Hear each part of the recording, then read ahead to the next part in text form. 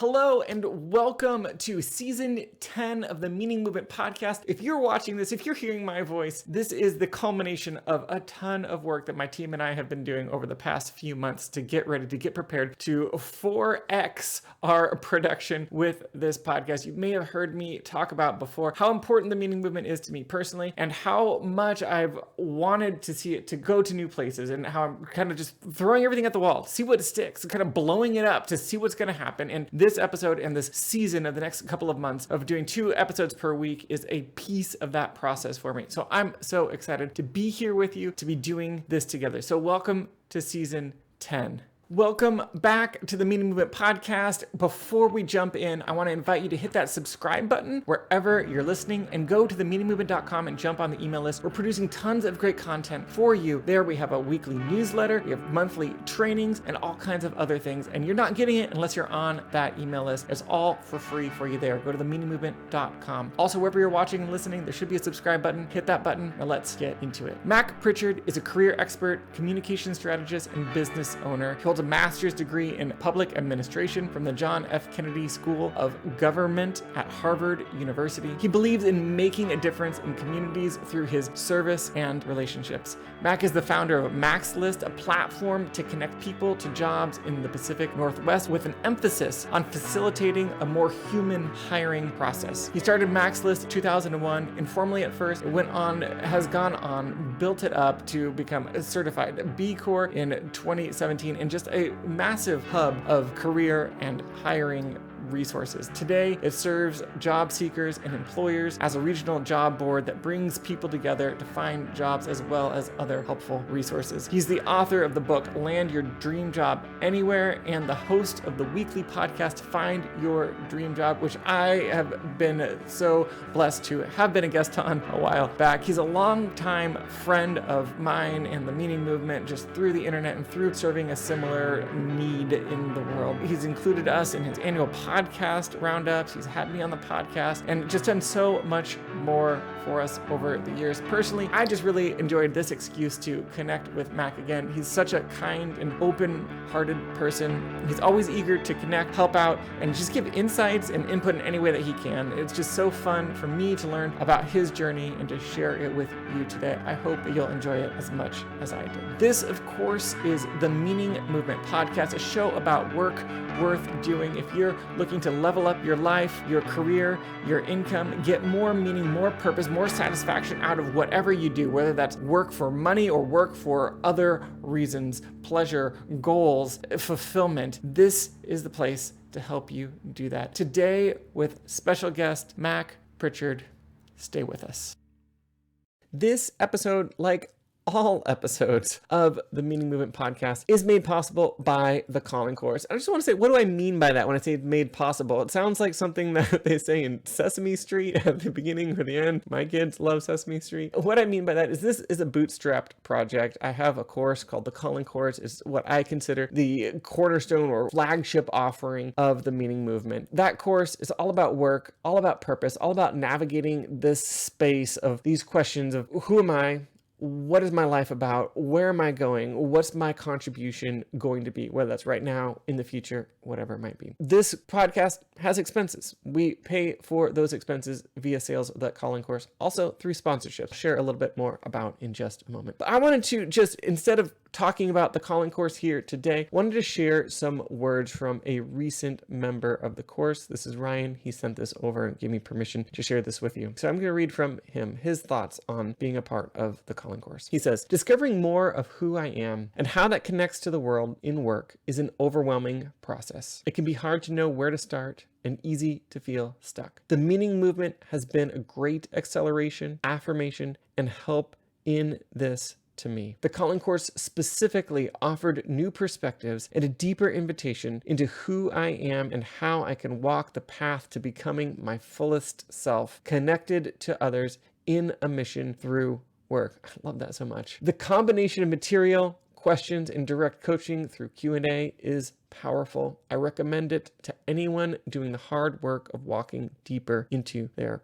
call. First, thank you so much, Ryan, for those words. They are just so fantastic. And I couldn't have said it better myself, which is why I'm reading them here. If you're listening or watching and you want to know more about the calling course, the course I open up for enrollment periodically. I don't have a set schedule at this time, but the best way to know when it's going to be the next enrollment period is going to be opening is for you to be on the email list. You can get on the email list anywhere at themeaningmovement.com. You'll find a bunch of subscribe boxes around the site, or go to the calling course, thecallingcourse.com. There is a free mini course. It gives just a small taste of what the calling course is all about. If you join that mini course, you'll be sure to be on the list for our next enrollment. So if any of that sounds exciting and enticing to you, make sure to jump on the email list, and then you'll be notified when that next enrollment period opens. I just want to take a quick moment to talk about sponsorship. I've always said that this podcast, this endeavor, is made possible by the calling course. What that means is it's self-funded, it's bootstrapped, but we are opening the door to sponsors to come alongside us if they're a good fit for our audience. So if you have a business, a service, or work for someone who does that would like to get in front of an audience like ours, shoot us an email at podcast@themeaningmovement.com. We can tell you more about what we have to offer by way of our audience and sponsorship opportunities, and we can take the conversation from there. Podcast@themeaningmovement.com. Thanks so much. Mac, thank you so much for joining me. Welcome to the Meaning Movement Podcast. Well, thank you for having me as a guest, Dan. It's a pleasure to be here. The question I like to begin with is, how do you begin to talk about the work that you do in the world? Well, there are two ways to talk about it. One is I can tell people what I do, which is that I run two small businesses. One is a regional job board that serves employers and job seekers in Oregon and Washington. The other is a public relations company that works with nonprofits, foundations, and public agencies. But the other way I like to talk about it, Dan, is I've had a lot of different jobs in my career, and there's a constant that runs through all of them, and that's wanting to make a difference about issues I care about, or to make a difference in the community where I live and work. And I've been fortunate to have positions and now two small businesses that allow me to do that. I love it. Well, I want to dig into all of that, but I'm curious about running two small businesses is a lot. We know we were talking about this before we hit the record button, that I have a lot of irons in the fire as well. And so we can appreciate, respect, and maybe empathize with you in that way. Have you always been entrepreneurial? Has your path always taken you down with an entrepreneurial emphasis, or where did that emerge? At the start of my career, I didn't think of myself as an entrepreneur. When I got out of college, I wanted to do three things. I wanted to get paid to write, I wanted to work on election campaigns, and I wanted to do human rights advocacy in Latin America. And I thought the way to do those things was to find jobs with organizations that were working in those areas. And I was successful at doing that through my 20s and 30s. And I didn't start my businesses until about 15 years ago. I started the public relations firm first. And while I was doing it, going out, setting up an office, hiring people, creating systems, getting customers, paying attention to budgets, it all felt very familiar to me. It had surprised me because I didn't think of myself as somebody who would go out and start a business. And in hindsight, I realized that all the things I was doing were the steps that I had taken when I worked on political campaigns. So I've been involved in about a dozen or more different races, from the local to even the presidential level. And all the things that you do on a campaign, and they often were very similar to starting your own business. So a campaign will often start with the candidate and a conversation around a kitchen table. You've got to raise money from family and friends, and then you start growing your network and looking for other donors. It's just like finding customers. You've got to hire people, you've got to build systems, you've got to create an organization. And then in a campaign on election night, you know whether or not you got a sale because you either win or you don't. And yes. when you do that, whether you win or lose, if you work in that field, then you just shut it all down and you start all over again. And I've been through that process about a dozen times. And like startups, if you run a good campaign and you're good at what you do, even if you lose an election, one or two or even more, there's no stigma attached to it, just as you'll find in the startup world if you execute well. And so that experience working in those races really helped me hone my entrepreneurial skills. But I would say too, Dan, you don't have to work on a political campaign to learn those skills. In our work at the regional job board, I run Max List, talk to a lot of job seekers, and the people who I meet who are successful in their careers, they take charge of their careers, and they think thoughtfully about what it is they want and what it's going to take to move ahead. And over the course of years in the workplace, they get good at job search skills and career management. So they don't wait to be picked. Like someone running their own business, they have a vision about where they want to go, what they offer, and they execute on that. I love that. Such a good maybe charge for folks listening to take that responsibility seriously, that it's not just, waiting around for something to happen, but to go out and make it happen. I want to dig more into your expertise around job seekers in a minute, but before we get there, I want to just circle back again. So writing election campaigns, human rights in Latin America, with you said that, the constant being making difference. I can see how you could make a difference in all of those ways. But I guess what I'm curious about is the choice to choose those options. I think that often people have something they want to do, but they don't know how to go about doing it. It's like they're kind of paralyzed by choice, by too many choices. And I'm curious for you if, the choice that you made, I know this was a long time ago now, but still, even just to focus on campaigns and, getting into the political, life, I guess, in that way. And what were some of the motivations? Why was that the vehicle of choice for making change, making a difference? Couple of reasons. One, I grew up in Iowa and in the 1960s and 70s, and just as the Iowa caucuses were taking off in 1972. So I could skip classes in high school and go to presidential events and walk into a room with 15 or 20 people and actually meet a candidate running for president. So I think, and then later in my 20s, I moved to Massachusetts for a job after a stint in Washington, D.C., and worked in government and politics there. So I spent the first third of my life, Dan, in two states that export political organizers. And I think being in those worlds and being part of those environments was made a big difference. I also think the values I learned from my parents and my family played a huge part too. My mother was a school teacher. She was involved in the local bargaining unit of her union. She eventually led a statewide professional association of special ed teachers. That was her profession. And that involved going to the state capitol and doing lobbying. So seeing people work in politics and that commitment to service and thinking you could make a difference was part of how I was raised. And I think that makes a big difference as well. Yeah, that makes a lot of sense. And I guess maybe just another comment on that. It's just always interesting to me what we're exposed to, the opportunities that are around us, just like how, in some ways grew up with these, being around these kinds of conversations, with access to these kinds of conversations, how that really opened doors for you and expanded your imagination in different ways. For me, I've never had any exposure to that world, I guess, other than, voting and being on the other side of the political campaigns. But I think one maybe takeaway here that I think is really interesting for people is to think about, like, what are the ways that you're opening doors for yourself? What are the ways that you're exposing yourself to different ways of thought, different people doing different work? Because it can really change the way you think about possibilities for yourself and what's next for you when we're in these kind of transitional moments. And so I just want to make that point. It's a really nice contrast, I guess, between your younger days and and mine. So I'm curious, as you look back on your career and the trajectory that you took, were there moments when you felt stuck or uncertain of what comes next? I think it's really easy for us to look in the rearview mirror and tell a very linear story, or smooth over all the transitions and bumps along the way. But often people listening are in those kind of difficult, kind of in between times. And I'm curious for you whether you've been through those and what those looked like for you. Absolutely. The first three jobs I got after finishing college came really easy to me, Dan. I worked on this U.S. Senate race right after graduation, and that was a wonderful experience. And then I had a job lined up in Washington, D.C. I'd done an internship when I was in college with a human rights organization, and they offered me a position after the campaign ended. And then after that, I fell into a job with another human rights organization in Boston. We took members of Congress on fact-finding trips to Central America. This was in the 1980s. So I thought looking for work was easy, and I thought the next job would come just as easily. It didn't happen. I went through a long period of unemployment, more than 6 months, and I actually cashed the last unemployment check, and it took me several more months to find a position. So I know that careers have peaks and valleys, and that was a tough valley. I got out of it because I turned to advice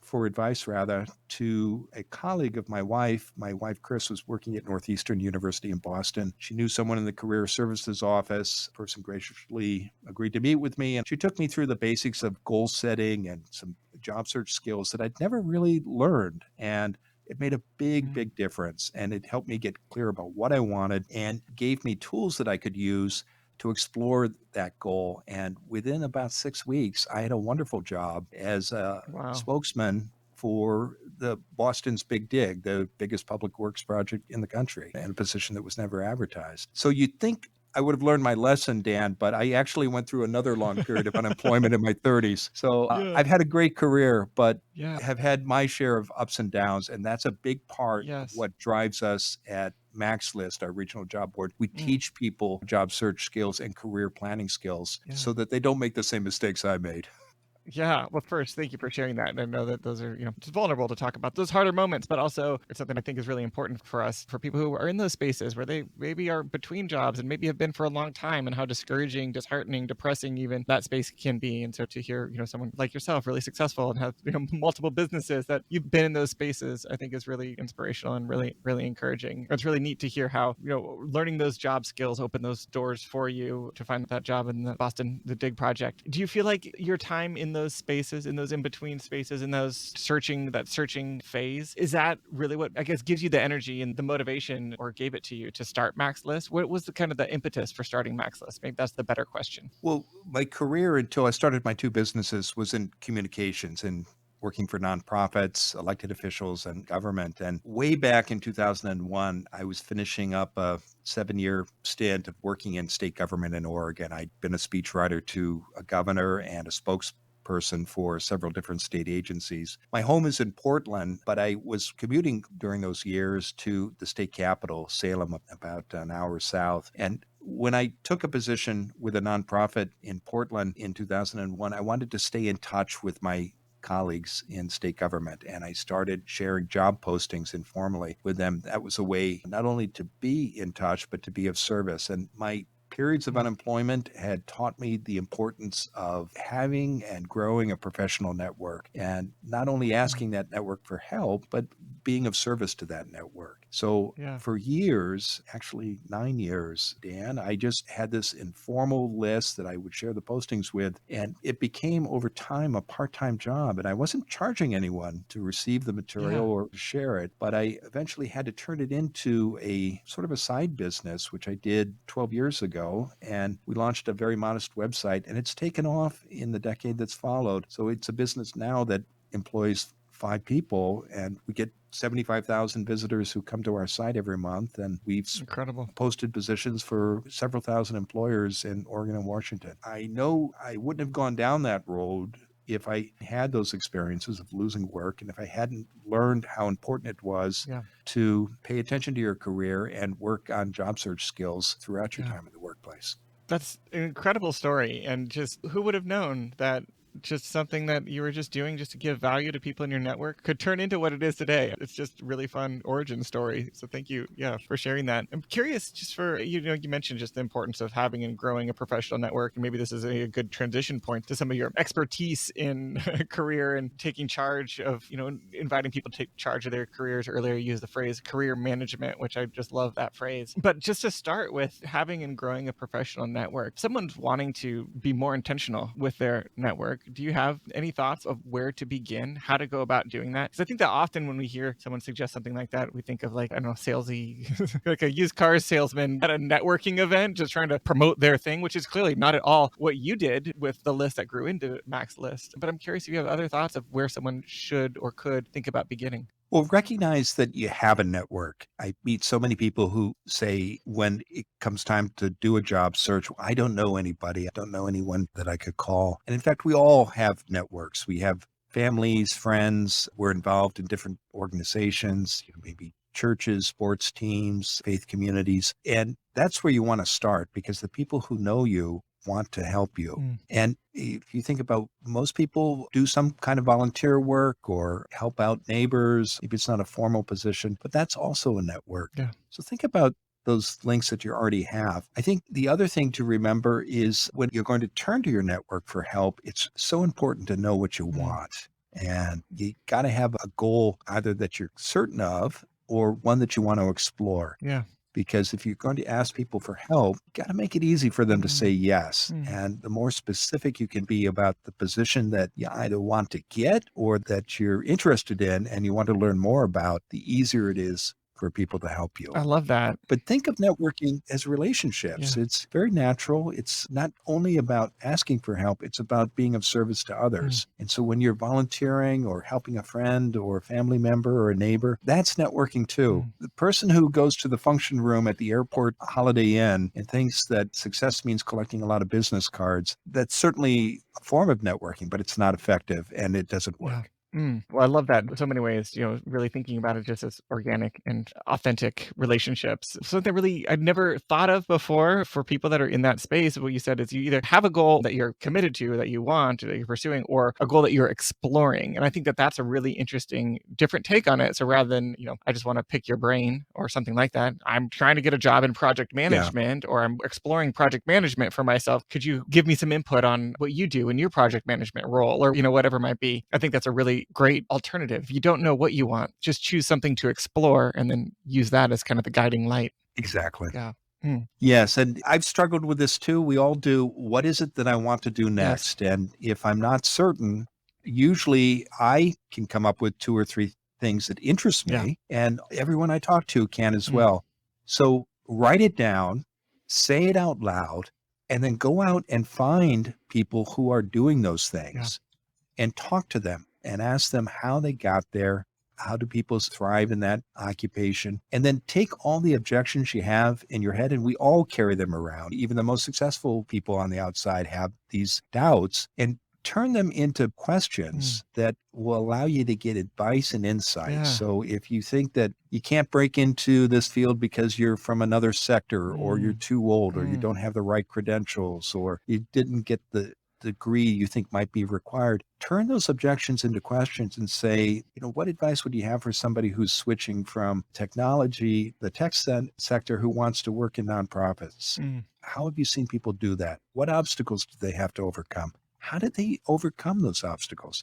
And even better, find somebody who had to address the objections you have in your head and ask them for their advice. And you will get amazing insights. The other thing that will happen is if you explore 1 or 2 or 3 goals at once with different people, you'll find out where your energy is. And after a few of those conversations, and that's a lot more effective than just sending applications out in response to postings that interest you, but odds are you will never hear back, usually because you don't have the formal qualifications that an employer might require, and you're competing with dozens or hundreds of people.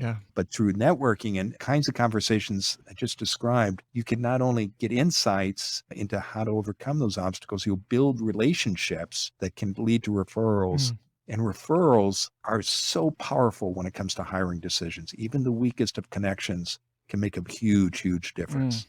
That is so, so good. Just want to maybe reiterate those steps. I think that they are really, really important of just, exploring those goals is choose the goals that you want to explore, write down any fears or doubts that you might have about them, and then turn those fears and doubts into questions, which I love that step. That's not something I've heard before and haven't thought about, but it's just really powerful because it gives you that fodder for that conversation and a real actionable outcome for the conversation. And then find people to speak into that who are in the field doing similar work or have connections to other folks in those fields. So I hope that anyone listening who's in one of these spaces right now could take that to heart and put that process, into place in their work. And what you just described, Dan, is what we call an informational interview. And it's got 3 parts. It's you're sharing your story and your goals and you're introducing yourself. And the second thing you're doing is asking those targeted questions that the person you're meeting with is qualified to answer. And the third thing that you do in an informational interview is you ask for introductions to other people who can provide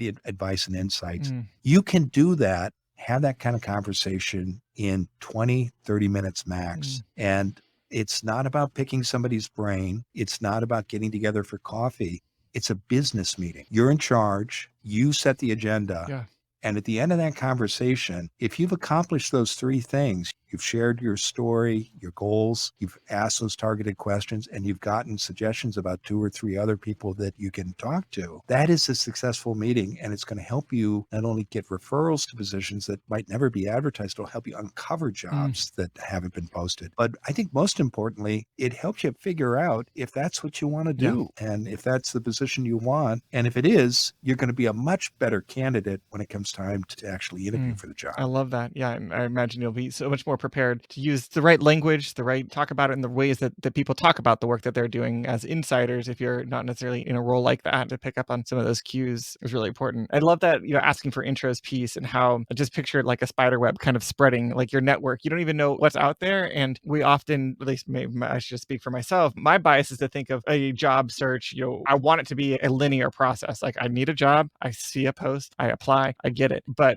really often today, it's so much more, that search comes from introductions, through referrals, through just getting into your network and seeing where that takes you by having these kinds of conversations. And as those intros, an intro from an intro from an intro from an intro might lead to, a job that you would otherwise have no way to surface, no way to even know that it was out there. So I think that's a really great invitation. It's a great description. And what you've described is the way it's always worked. What's different today is you can go to job boards like mine, and I'm very proud of the value we offer through our listings and our educational resources. And you can find thousands of jobs on my site. You can go to these big national boards. You can find tens of thousands, hundreds of thousands of jobs, millions even. Yeah. But the importance of referrals and networking still matters. Yes. So I think people get distracted by the sites. You should check them out. You should come to my board and look at the postings we offer. But I'll be the first to tell you, Dan, if you're farther along in your career and you're spending more than 20 to 30% of your job search time looking at boards like mine, you're making your search harder and longer than it has to be. So you need to know how hiring works, how the system works. And when you do that, when you understand the system, then you can make the system work for you. I love that. And that's why referrals are so important, but also clarity about your goals and knowing the companies or organizations where you want to work. That's equally vitally important. I love it. And I will say, when I talk to people, job seekers, about what they want to do, sometimes I hear, well, I'm not sure. I'm keeping my options open. But if I really press them, there's usually 2 or 3 employers that they'd love to work for. And a name will come up and I'll say, well, who do you know there? Well, I don't know anybody. Yeah. Well, that's okay. Let's talk about how you start to build relationships with people inside that organization. Because when you start having those conversations, you may discover you don't want to work there. Yes. But if you do want to work there, then you're building a network, you're building connections that are going to help you when either find a position that never gets posted, or if the position is publicly posted and there are 100 resumes on somebody's desk, you've got somebody you can contact to find out the insights into that position, and who might also go down the hall and say, have you talked to Dan? I know he's applied for the job. I met him. I had coffee. We had a networking meeting. He's great. You should give him an interview. That won't get you the job, but it'll get your resume out of that pile of 100. Yes. Yeah. Give you the foot in the door, give you the extra opportunity that might be all that you need to land something that you otherwise wouldn't have that opportunity. So I know we're kind of already talking about this, but circle back to that phrase, career management, and ask you, how do you think about career management, or how would you define that for listeners? I think it starts with recognizing that at the start of your career, you're going to change careers several times. There are estimates out there 5 to 7 times during the course of 40 years in the workplace. And if you're farther along in your career, you've probably already gone through that change. So understand that from the start and recognize that you're going to have to learn the skills that are going to help you be successful in transitioning careers. And I think the people who are good at it, Dan, invest time in goal setting. They know what they want to do. They don't have to come up with a 40-year plan, but they have several areas of interest and they explore that and they decide, okay, for the next 5 to 7 years, I'm going to focus on this. And there are different ways you can get clarity about your goals. You can work with a career coach. Sometimes you can go back to your career services office at your university. They'll provide services to grads. I mean, every state has employment offices with coaches. You can do work on your own using online resources or books, or you can have conversations with colleagues and friends and family. However you do it, you got to have that clarity and you have to build that into your search. The last thing you want to do is just start looking online and seeing what looks interesting. Have a goal. And then again, I know we touched on this as a big important part of career management, though, is knowing where you want to go, what organizations offer the opportunities that interest you. And it should be a relatively short list, a few dozen employers, because there are tens of thousands of employers in every state. So you can't be all things to all employers. You got to focus on where you want to go. And I think people who are good at that, who are good at setting goals, know where they want to go, and finally are good at knowing what they offer and what gives them satisfaction. Those are the people I see who are successful at managing careers and ultimately have the most rewarding careers. Yeah, that's fantastic. And I think that the process is an ongoing and iterative process, that you need to be the best time to think about your goals is while you still have a job before you're forced to think about it. So then you can really think about, well, is my current role taking me where I need to go? And then if it's not, it gives you a better position to start looking for the next thing because you have some time, you have more time rather than if you're, unemployed and have obligations. And then you have to start asking these questions of where do I want to go and how do I want to get there and all of those things. So I want to encourage listeners, if you haven't done that work of really thinking critically about these things, now is a great time. And I could help you with that, of course, with my material. Mac and Mac's List as well is a great resource for all of that. I want to just zoom out for a minute, Mac, with you, just to ask, how do you think about your career, both past, present, and future? How do you think about words like vocation or calling, purpose, whatever of those words are in your vernacular? How do you think about those personally? Purpose is an especially important word for me. I have looked for work and have largely been successful in doing so that makes a difference. And for me, as we talked about at the start of the interview, Dan, I focused on issues in the community where I live and work, but I don't think, purpose can mean a lot of different things to different people. I think people get satisfaction from a lot of different kinds of occupations. And so being clear about that in your own mind, what matters most to you, I think makes a huge difference in someone's career. So, yeah. I think that's a great response. It's very personal. What's meaningful and purposeful for one person is not necessarily the same for others. Just as we, move towards wrapping up here, something I would like to ask you to speak to is just for people who are listening who might be in one of these transitional phases, might be feeling stuck when it comes to purpose and knowing what's next for them. If you have any specific words of encouragement that you would like to offer for folks who are in those kind of tough places. In my second period of unemployment, I'd actually moved. I was in my early 30s and I'd had some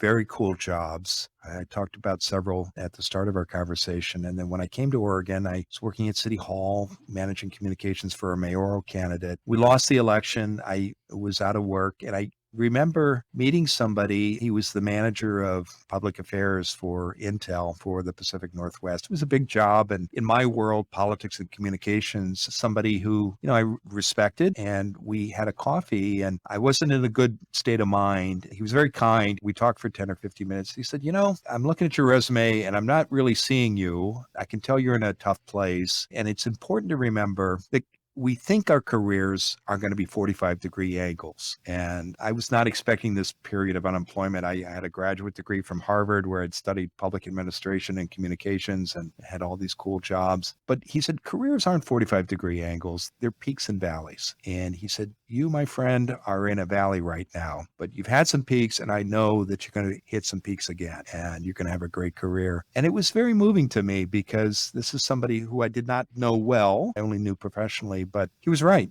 So the important thing is to recognize that we're all going to have our ups and downs. And, going back to our conversation about career management, a mistake I made, and I see too many people make, is I thought about career management as something that I did when it was time to look for another job. And I changed that in my 30s because I realized it was a lifelong habit that I needed to practice. And that meant always, not, obsessively, but regularly checking in on my goals, making sure that the work I was doing professionally and my volunteer work and professional work outside my office supported my goals, and being clear about other areas that I wanted to explore and finding ways to explore them so that when it came time to shift careers, it was a thoughtful, deliberate process that was informed by volunteer work and informational interviews. And it wasn't something that was done out of desperation or fear. And I think so many folks, and again, I did this as well, we wait to be picked and we send out applications and we hope that somebody will pull our resume out of the pile. But if you're going to be as successful as possible in managing your career, you've always got to be clear about what it is you want, what you offer, and where you want to go. And when you do that, you're taking charge and you're taking the initiative, and you're going to have a lot more satisfaction. There will be valleys along the way, but they'll be smaller and fewer, and I think you'll have more peaks. I love that. That's such a fantastic and inspirational message, maybe even to wrap up with, just that, if you're listening today and you're in one of those, valleys, just to know that the valleys are temporary. They come, they are hard. There's no way around that, but that there are good things, other peaks that will come if you persevere and keep moving through it. And to everyone listening, the best time to take ownership, to take responsibility, to maybe be the CEO of your career, if you will, is now, not when your hand is forced. But so if you haven't spent time thinking about where you're going and what you want, now is the best time to do it. So thank you for that, Mac, and thank you for this conversation. It's been such a pleasure. I have so many more things I wanted to get to, but they'll have to wait for next time. Thank you for all that you're doing with Mac's List to help people who are in these spaces find their next thing and equip them to do that well. Just really appreciate everything you're putting out into the world. For people who want to follow along with you and your work, do you have anything you'd like like to invite people to? I encourage listeners to check out the MaxList website, maxlist.org. We have a regional job board with positions in Oregon and Washington. I know you have a national audience, Dan, but you'll find lots of content there about how to look for work and how to hire smarter as well. That's what distinguishes us from the other many great job boards out there. We not only offer positions, but we give our readers the tools they need to take charge of their careers, and if they're an employer, take charge of their hiring process. I host a weekly podcast. It's called Find Your Dream Job. Every week, I talk to a different career expert about the nuts and bolts of job search. Been doing it for 6 years now, and you can find it wherever you download your podcasts. And I also invite listeners to connect with me on LinkedIn. I post regularly there, and if you do send me a LinkedIn invitation, please be sure to mention you heard me on Dan's show. Love it. Thank you so much, Mac. I'll make sure to link up in the show notes to MaxList, to your LinkedIn, and make sure everyone can find those resources. Again, thank you so much for being on the show. It's been really fun having you. It's been a pleasure. Thank you, Dan.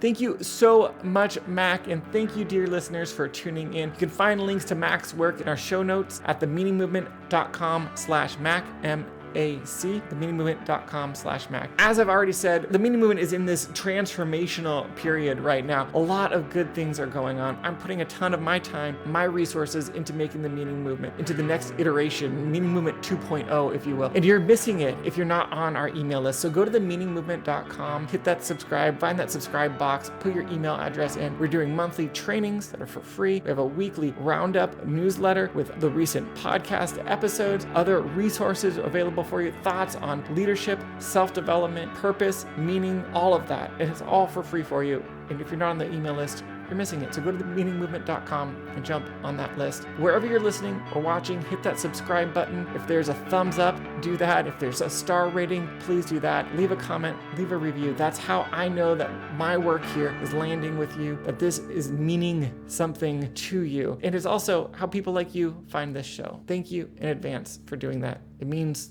the world to me. Our music is by Tom Roram. Our artwork is by Eleazar Ruiz. Thanks so much. We'll be back with you shortly.